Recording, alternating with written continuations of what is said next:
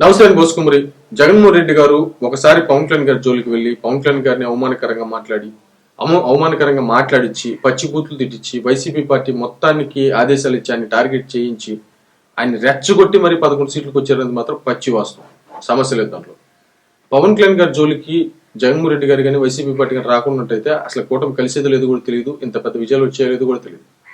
పవన్ కళ్యాణ్ గారిని రెచ్చగొట్టారు కాబట్టే జగన్మోహన్ రెడ్డి గారికి 11 సీట్లు వచ్చేది మాత్రం పచ్చి వాస్తవం. ప్లస్ ఇంకోటి ఏంటంటే ఆయన చేసినటువంటి పరిపాలన, దాన్ని పవన్ కళ్యాణ్ గారు ప్రజల్లోకి తీసుకెళ్లినటువంటి తీరు, అర్థమయ్యేలా చెప్పినటువంటి విధానం, ఇవన్నీ కూడా ప్రజలకు బాగా వెళ్ళిపోయినాయి.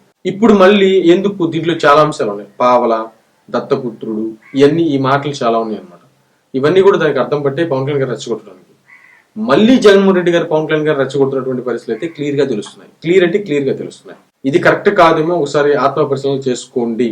ఎందుకనంటే ఒకసారి అసలు అవసరం లేదు, అంత అవసరం లేదు.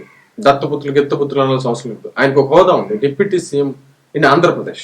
ఆయన ఒక మినిస్టర్, ఆయన ఒక జనసేన ఒక పార్టీకి సంబంధించిన అధ్యక్షులు.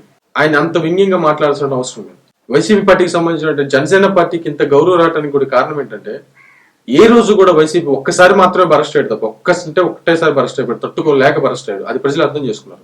ఎప్పుడు వైసీపీ పార్టీని పవన్ కళ్యాణ్ గారు కించపరచలేదు, ఎప్పుడు కించపరచలేదు. ఓన్లీ పవన్ కళ్యాణ్ గారి పార్టీని ఇప్పుడు కూడా కించపరుస్తూనే ఉన్నారు. ఆయన రెచ్చగొట్టారు.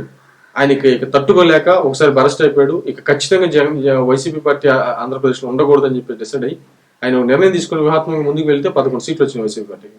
ఇప్పుడు మళ్ళీ రెచ్చగొడుతున్నారు. ఇప్పుడు రెచ్చగొట్టుంటే ఏంటి, మళ్ళీ దత్తపుత్రుడని, మళ్ళీ పావలని, ఈ రకమైనటువంటి విధంగా డైరెక్ట్ గా జగన్మోహన్ రెడ్డి గారి మళ్ళీ దత్తపుత్రుడని సంబోధిస్తున్నాడు అని అంటే, మళ్ళీ వ్యంగ్యంగా మాట్లాడుతున్నాడు అని అంటే, మరి ఎందుకు అనవసరంగా పవన్ కళ్యాణ్ గారు రెచ్చగొట్టడం అనేటువంటి వాదన సోషల్ మీడియాలో బలంగా వినపడుతుంది.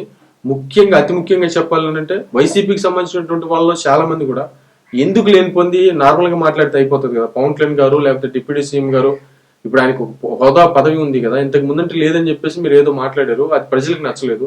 మళ్ళీ ఇప్పుడు ఒక అధికారంలో ఉండి, ఒక అర్హత ఉండి, ఒక పార్టీ అధ్యక్షుడై ఉండి, 21 సీట్లు ఉండి, మినిస్టర్స్ ఉండి, ఎంపీలు ఉండి, అన్ని ఉండి, మరి అలాంటి వ్యక్తిని మామూలుగా ఇప్పుడు చంద్రబాబు నాయుడు గారు మాట్లాడండి, లోకేష్ గారు మాట్లాడండి, పవన్ కళ్యాణ్ గారు మాట్లాడండి, ఇప్పుడు జగన్ గారికి సంబంధించి మాట్లాడుతున్నారు కదా, జగన్ గారు అని చెప్పేసి మాట్లాడుతున్నారు కదా అందరూ.